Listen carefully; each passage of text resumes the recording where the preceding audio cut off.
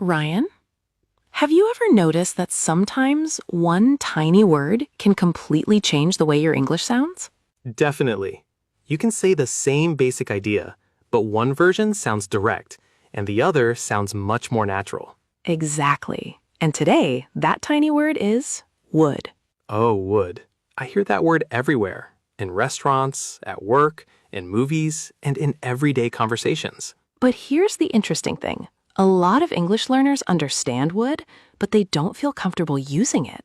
Because they think, wait, is this past tense? Is this a conditional? Am I supposed to use will instead? Exactly. And suddenly one little word feels like a grammar exam. But real English doesn't work like that. Right, because would isn't just about grammar. It can change your tone. It can make you sound softer, more polite, more thoughtful, and sometimes more natural. So today, we're going to make would feel easy. Not like a grammar rule, but like something you can actually use. Hey everyone, welcome back to Talk Bella. I'm Bella. And I'm Ryan. We're so happy you're here. And if you're learning English because you want to speak more naturally in real life, you're in the right place. Because today, we're going beyond textbook English. We're going to hear how Americans actually use would in everyday situations. And don't worry, we're going to keep everything simple. You'll hear examples, you'll hear conversations, and you'll get chances to practice with us. So let's start with one of the most useful expressions of all. I would like. That's a classic. Imagine you're at a coffee shop. You want a coffee. You could say, I want a coffee. That's understandable, but it sounds pretty direct. Now listen. I would like a coffee, please. Much softer, much more polite. Exactly. And this is one of those expressions you can use almost anywhere. At a restaurant, I would like the chicken sandwich, please. At a hotel, I would like a room for 2 nights. At work, I would like to ask you a question. And here's something important. You don't need to sound extremely formal when you use it.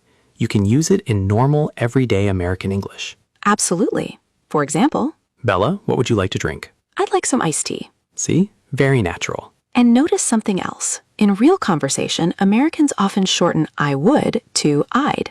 So I would like becomes I'd like. I'd like some coffee. I'd like to sit over there. I'd like to try that. And that little contraction makes your English sound even more conversational. Okay, let's practice. Imagine you're ordering at a restaurant. You want some water. Don't say, give me water. Try the softer version. I'd like some water, please. Perfect.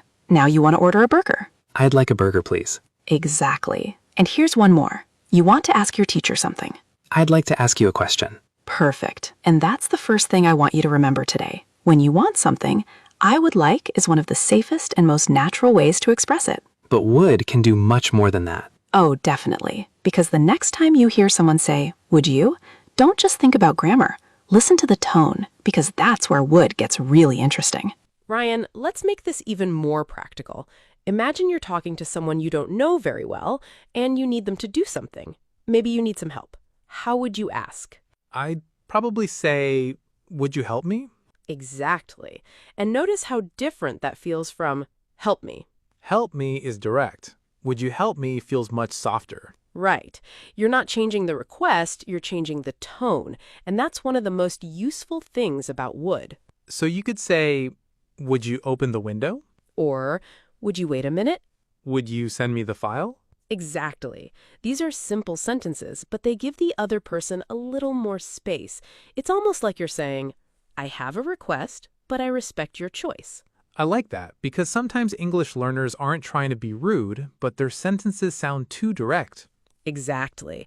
And there's one version of would that can make a request sound even more natural. More polite? Yes. And you hear it everywhere. Would you mind? Ah, yes. Would you mind helping me? Perfect. For example, would you mind helping me with this? Would you mind closing the door? Would you mind waiting for a minute? That sounds very polite. It does, but there's something interesting here, and it confuses English learners all the time. I know what you mean. Someone asks, would you mind helping me? And you say, not at all. Exactly. And not at all means, no, I don't mind. In other words, yes, I'll help. So if someone says, would you mind opening the window? I can say, not at all. Exactly. Or simply, sure, of course, no problem. That's useful because the question can sound confusing at first. And now there's an even useful version. Would you mind if? Ah, that's for asking permission. Exactly. For example, would you mind if I open the window? Would you mind if I sat here? Yes. Or at work, would you mind if I left a little early today? That's much softer than, I'm leaving early today. Exactly. The second one sounds like you've already decided, but would you mind if I left a little early? Sounds like you're asking and giving the other person a chance to respond. So it's not just grammar, it's about how you make the other person feel. Exactly. English is not only about saying the correct words, it's also about tone, and would gives you a very useful way to soften your English. Okay, Ryan, let's test everyone. You're sitting in a quiet office and you want to turn on the light. How would you ask? Would you mind if I turned on the light? Perfect. Now imagine you're sitting next to someone and you want them to close the door. Would you mind closing a door? Exactly. Now one more. You need help with your English homework. Would you mind helping me with my English homework? Perfect. And if you made your own sentence, say it out loud. Don't just think about it.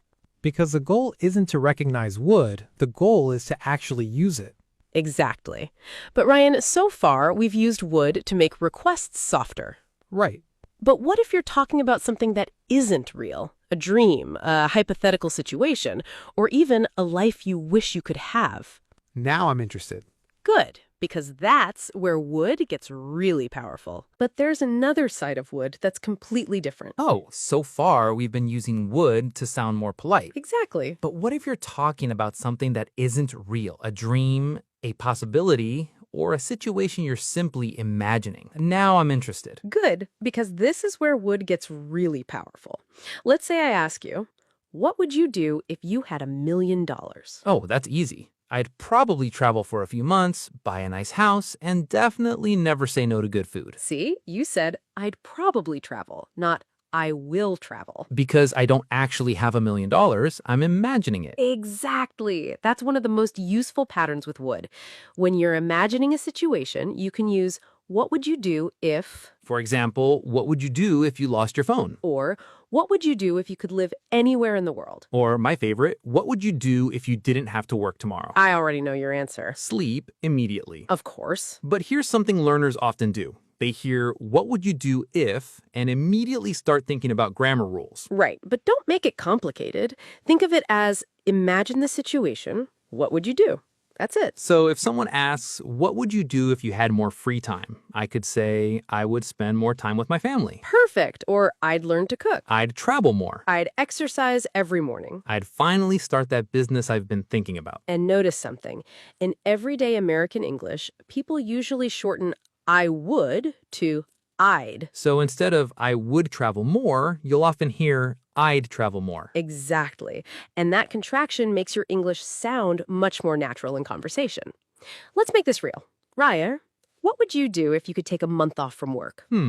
I'd probably go somewhere warm, maybe California. Why California? I'd spend a few days near the beach, I'd try some new restaurants, and I'd probably just relax. What about you? I'd travel somewhere I've never been before. Where? Maybe New York.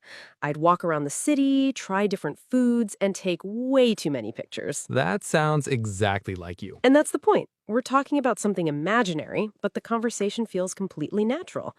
Okay, your turn. Imagine you suddenly had one completely free day. No work, no school, no responsibilities. What would you do? Take a second, think about your answer. Maybe you'd say, I'd sleep all day. Or I'd go somewhere with my friends. Or I'd practice my English. There isn't one correct answer. The important thing is you used would to express your imagined choice. And here's a slightly more interesting one.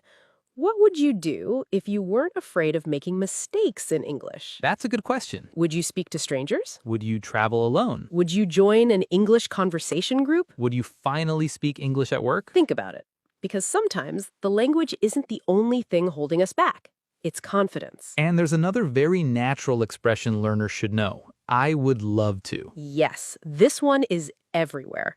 If someone asks, would you like to join us for dinner? You can say, I'd love to. That's warmer than simply saying yes. Exactly. You can also say, I'd love to visit New York someday. I'd love to learn another language. I'd love to meet new people. I'd love to try that restaurant. And if you don't want to do something, You can say, I'd love to, but I can't. That's useful. You're saying no, but you're keeping the tone friendly. Exactly, and that's something would does really well.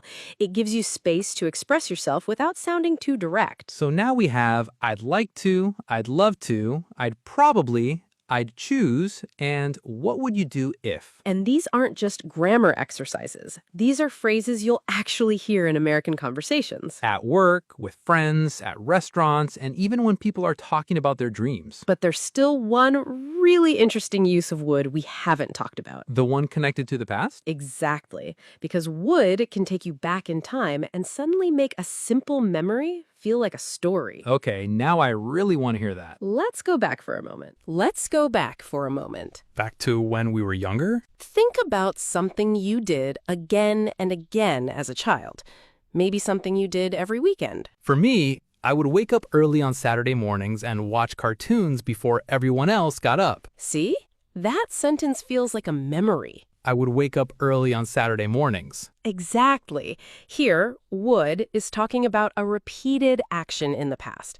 Not something that happened once, but something that happened again and again. So I could say, when I was a kid, I would play outside until dinner. Perfect. Or, every summer, we would visit my grandparents. After school, my friends and I would play basketball. Exactly.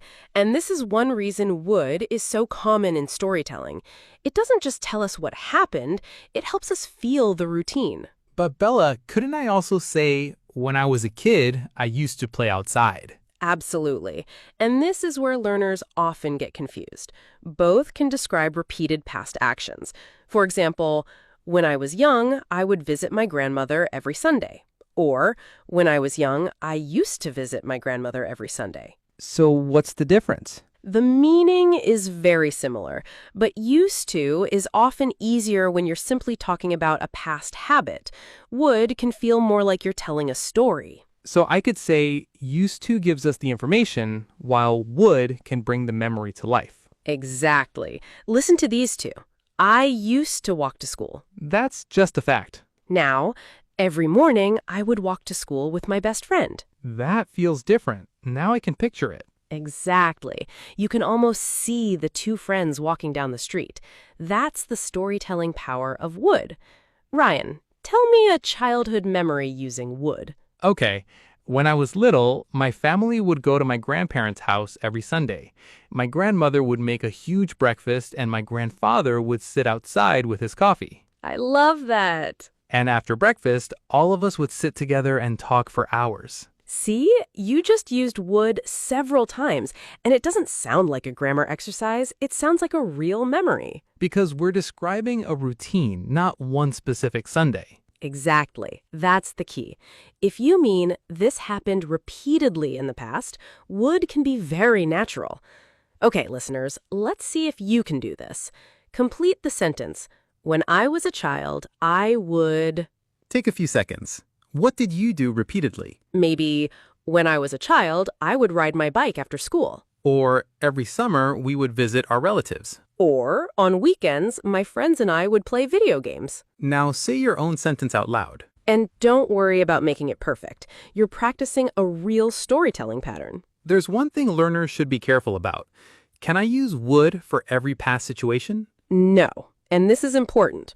Would is normally used for repeated actions, not a single past event. So yesterday I would go to the store. Not natural. Right. If it happened once, say, yesterday I went to the store. But when I lived there, I would go to that store every Saturday. Perfect, because now it's a repeated habit. So remember, one event, don't automatically use would. Repeated past action, would can work beautifully. Exactly. We've talked about polite requests, imaginary situations, dreams, and past habits. But there's another form that sounds completely different. You mean, I would have? Exactly. And this one can express something very human, regret. Oh, now we're getting emotional. Because sometimes we look back at something that happened and imagine a different choice. Something we wish we had done differently. Exactly. For example, I would have called you. Meaning, I didn't call you, but I wish I had. Depending on the context, yes. Or, I would have studied harder. That sounds like regret. Exactly. And there's a very powerful pattern here. If I had known. If I had known, I would have helped. Yes. If I had known, I would have stayed. I would have said something. That's a very different feeling from the would we started with. Exactly. And this is why would is such an interesting word.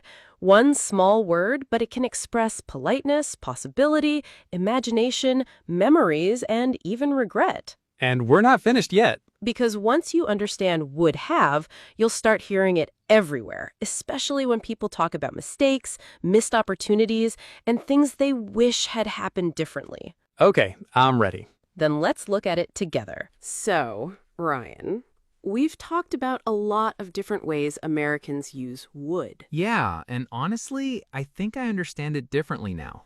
It's not just a grammar word. Exactly. It's a word that can change the feeling of a sentence. Let's make it simple one last time. If you're making a polite request, I would like some coffee, please. or Would you help me for a minute? if you're imagining a situation, What would you do if you had a whole week off? if you're talking about something you did repeatedly in the past, When I was a kid, I would play outside every afternoon. and if you're talking about something you wish had happened differently. I would have called you. 4 very different situations, but one small word. Would. Okay, listeners. No more explanations. Let's see what you can do. Imagine you're at a coffee shop in the United States. The person asks, "What can I get for you?" What would you say? Take a second and say it out loud. Maybe, "I would like a coffee, please." Good. Now imagine your friend asks, what would you do if you had a whole week off? Maybe you'd say, "I would travel somewhere," or "I'd spend time with my family." And one more. Think about your childhood. Complete this sentence. When I was a kid, I... What comes to mind? Say your answer out loud. Don't just think about it. Speak it. Because that's when English starts becoming real. And here's what I really want you to remember. You don't need complicated English to sound natural. Sometimes one small word can completely change the feeling of a sentence. And would is one of those words. It can make you sound more polite, more thoughtful, more flexible, and more natural. So the next time you hear I would, don't just listen to the grammar. Listen to the feeling behind it. Are they being polite? Are they imagining something? Are they talking about the past? Or are they talking about something they wish had happened differently? Once you start noticing those little differences, you'll start hearing real English differently. And now it's your turn. Write one sentence using would in the comments. Maybe I would like, I would love, I would if I had, or when I was younger, I would. And don't worry about making it perfect. Just make it yours. Exactly. Because you don't become fluent by learning everything in one day. You get there one conversation at a time. One sentence at a time. And one small improvement at a time. So keep listening, keep speaking, and keep noticing the little phrases native speakers use every day. And we'll keep practicing together. We'll see you in the next episode. Keep practicing. Bye.